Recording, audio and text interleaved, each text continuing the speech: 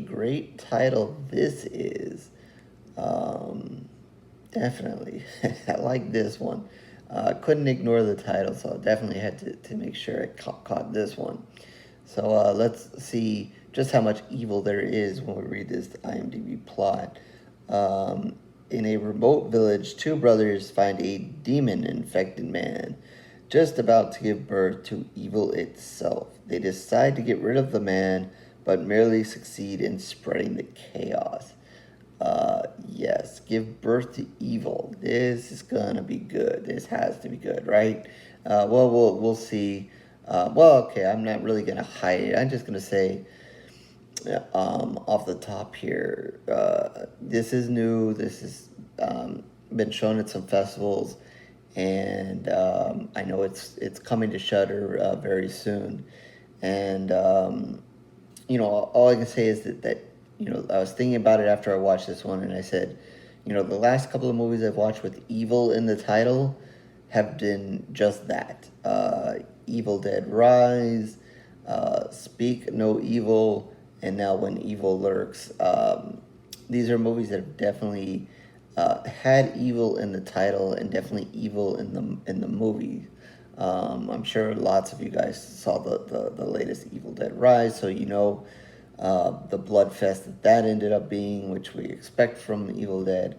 Everybody who's seen Speak No Evil, that movie's just crazy by the end, and is definitely not good. A good movie, but definitely bad things in that one. And then now we have When Evil Lurks. Like I said, it is a great title just to start. And as you can see in my excitement, sort of, there's going to be evil in this one. So I guess, let's kind of take a step back real quick. And like I said, this one is coming to Shudder. And it is new, so try to be as spoiler free as possible. No spoiler, no spoiler for this one. This one does have evil in it. So be ready. It is not going to be for those who are new to horror or get kind of freaked out, I guess, too easily, I guess. I'll get more on that in a second. Also, got a screener for this one, so, put that out there as well. So, yeah, here we go. So, yeah, it is Argentinian film, so it is Spanish. But for those who don't speak, I believe it was subtitles. So, there's that. But that's okay. Still follow along as best as possible. But, you kind of get the gist of what's going on here as it rolls on. So, basically, you're in this small village, and there's a couple of people that have like farms and small homes and stuff, and in this one home, I guess a person has become ill, and the mother and son here had almost, I think they said almost a year, had reported it, and they wanted somebody to come out and help them because the person in the bed, I think it might have been the other son at one point, or the husband, I don't know, is in this bed and very, very ill. And they think that he might be possessed. And I guess, the part of what's going on here, a lot of this movie is superstition and what you do and don't do with people who might have the demon in them or a spirit or something evil that's in them. This is, you might kind of think as this kind of starts that we're going to get an exorcism and that kind of thing in this movie. But you just don't. Or you don't get the exorcist like we see in the Exorcist type film. There are ways that you're supposed to dispose or get rid of, and things that you're not going to do. And basically the chaos that's caused in this movie is because the people do what they're not supposed to do, according to these people's beliefs. And bad stuff is then going to happen. So you have this family home, and this person in the bed, and then two guys come, I think they're brothers, and they come to the house, they see the person, they're disgusted by it. Be ready to be disgusted because they're in this bed, they look like this big blob. If you, like I said, if you don't understand Spanish, you're reading the captions, you're going to want to read this at this time, because you're going to see some good descriptions of the people's reaction to this person in the bed. So yeah, he's just basically a big ball of yuckiness there in the bed, and they're taken aback. They're not sure what to do. There's a lot of screaming and yelling, and why has this happened, and why didn't somebody come and do, help them out before? I think that, like I said, the two guys are brothers. They go to the police. They tell them that this person is possessed. Why didn't anybody go to this house? The police have basically no interest in getting involved. There's it's not a big police force as you would expect, and the guys go home, and then they speak with another gentleman. I don't know if it was their father or just some other guy in town. I didn't quite get the connection there. But they kind of think it over, blah, blah, and then they decide to make the mistake of going back to the house and moving the body and trying to get rid of it. And, you're going to see them struggle to move this. Like I said, he's just a big blob of a person at this point. And they struggle to move, and stuff happens when they move him. And because they did this, they kind of, in a way, release the evil, or the evil kind of gets spread, I guess. I don't know the best way to explain it. But then, like I said, and I don't want to give too much away. I don't go too far into this. But basically, the evil is like in the title. It is lurking at this point. Once they've moved this body out and didn't kind of do what they were supposed to do, the evil is lurking, and it's about, and you're going to see it then kind of go and follow these three, the two brothers and then the guy that was in the truck, be around them, and some events are going to happen, and they're going to be evil events. Bad things are going to happen, and that's the real, spark in the movie, the fun in the movie, my excitement, as you can see. And, there's going to be moments that are not it's going to be tough for some people to watch. It might, it's set to, I think the first one is kind of a shock, trying to kind of scare you. The second one is definitely a shocking moment. And, I was kind of thinking about this movie, and I think, this is a foreign film, obviously, for many of us. So one of the things that it gets to do is it kind of gets to go a little bit further than a movie that's just set in our theaters here. I didn't even see whether it was rated R. I don't know if they've even given it a rating. There's no point in looking.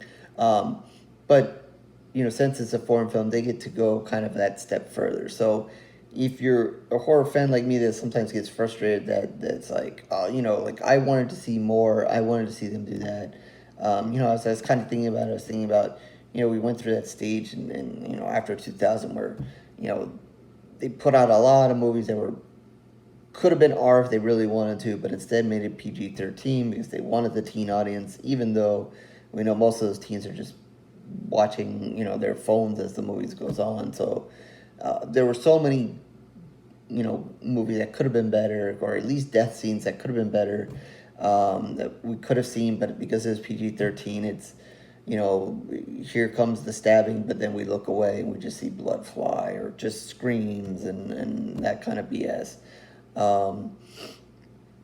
This one kind of is one of those movies that, I guess because it's foreign, I guess they got to go a step further. So definitely I'm not going to give away because it is one of those scenes that kind of sets up, and you're going to be, if you're a horror fan like me, you're going to be like, ooh, I wonder, as you see it, you're going to be like, ooh, I wonder if this would actually happen. but you're so trained to be thinking that you're in the United States audience here, that no, it's not gonna happen, or if it happens, we're just not gonna see crap of it. And then it happens, and then they don't go full on. It's not full on, but definitely a step further than here. And you're like, holy shit, that does happen. And yeah, and this is probably, I'm gonna say, probably the second kind of thing that kind of happens here. I don't want to give it away. I want you guys to be surprised about it. So I don't want to give any details in it. You feel free in the comment section, once you see the movie, if you want to guess at the scene I'm talking about. But I think even the first time, the stuff kind of happens once the evil is going, is kind of set free to lurk, as the title is. Even the first thing is kind of like a bang bang kind of thing, so it is kind of cool, and that kind of lets the possibilities to come. So you're gonna get a couple of these shocking things and to kind of see the evil, as the evil is released there. But then the movie kind of hits, that kind of pause. Then it's gonna kind of drop down, and we're gonna get into kind of that, what are we gonna do now phase, and how are we gonna solve this problem? How are we gonna get rid of the evil that's going on here? So you're gonna get, it will kind of calm down a little bit.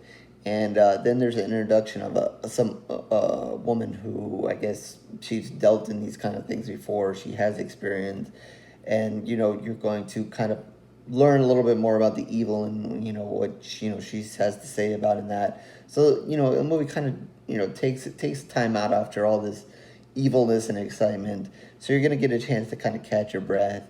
And then if you read the captions or the subtitles, whatever, you're gonna get to figure out what is going on here, or how they're gonna try to get rid of this evil. And then obviously then they go and try to get rid of the evil, and then that kind of sets forth a little bit more excitement and so forth, and then you see whether they ever get rid of this evil or not. But I would say definitely you're gonna get some of those really shocking scenes, those scenes that if you're like me and you just always you want these horror movies sometimes to take that another step. I think this one does it, and definitely gives you that. So you're gonna have fun with that if that's your thing. If not, you're probably gonna be horrified, terrified, and be like, why the hell have I subscribed to Shudder to watch this? I can't handle it.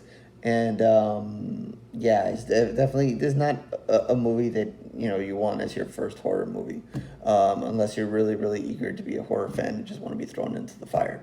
But yeah, so that's kind of what you're gonna get here, and between the setup and so forth. I don't really want to spoil it. I don't want to get into the specifics of it, and say the certain scenes that I'm talking about. Because like I said, as you can hopefully maybe tell, I really enjoyed those scenes and so forth. It is one of the reasons, I'm glad that I've seen more foreign horror over time, because like I said, they let you go a little bit further. Some of the, I guess the Asian films that I've seen, from the Philippines and Indonesia over the last couple of years, even some that have been on Shudder, those have just been some freaky, crazy movies themselves. So, this is just another further example of, if you're into that kind of horror and you just look for something, maybe that next step over, sometimes you're going to get that in the foreign market. And even I think Speak No Evil, if I remember correctly, that was foreign, if I remember correctly. I could be wrong. You're just going to get that next step. So, you can definitely tell the difference between something that's here, rated R, and, you can still get, some good stuff, but, sometimes, you just need that little bit more. So, yeah, as you can see by my excitement, I definitely recommend this. Definitely be warned, if you can't handle it. It's not Evil Dead Rise. Not going to be an extreme bloodbath. I think the first one is kind of kind of a little bit of craziness there. It's just more of the shocking element here, and more of while they went there and while they kind of showed as much as they could, and more than, like I said, that we usually don't. um, Definitely the tension early on is high, and once things kind of get rolling, like I said, there is that drop off, but then it'll regain its footing in the end, and stuff. So I don't want to throw too many specifics out there. I don't want to spoil anything for you guys, but hopefully I've set that up for you, and I really think that you guys are gonna like this. If this kind of horror is your thing. Don't get turned away because it's a foreign film. Don't get turned away because it might not be in English and so forth. Like I said, you can read some of it, but generally, you kind of, once you get the gist of what's going on, you don't have to catch every single detail that's out there. And I never do. When you have to read these subtitles, and never catch everything. I can't sit and read every single line that's there. But yeah, definitely catch this one. I believe it's coming on Shudder towards the end of October, so it's even better. If you want to watch this on Halloween night, you want to watch this maybe the day before, because you got lots going on Halloween. I don't know, but definitely, this is released on Shudder at a perfect time, a great movie for October if you really want to be horrified and terrified, and all those good things. So with that, I'm gonna give it 4.5 pools of blood. This has to be, up there for me. This is definitely my kind of horror. I really enjoyed it.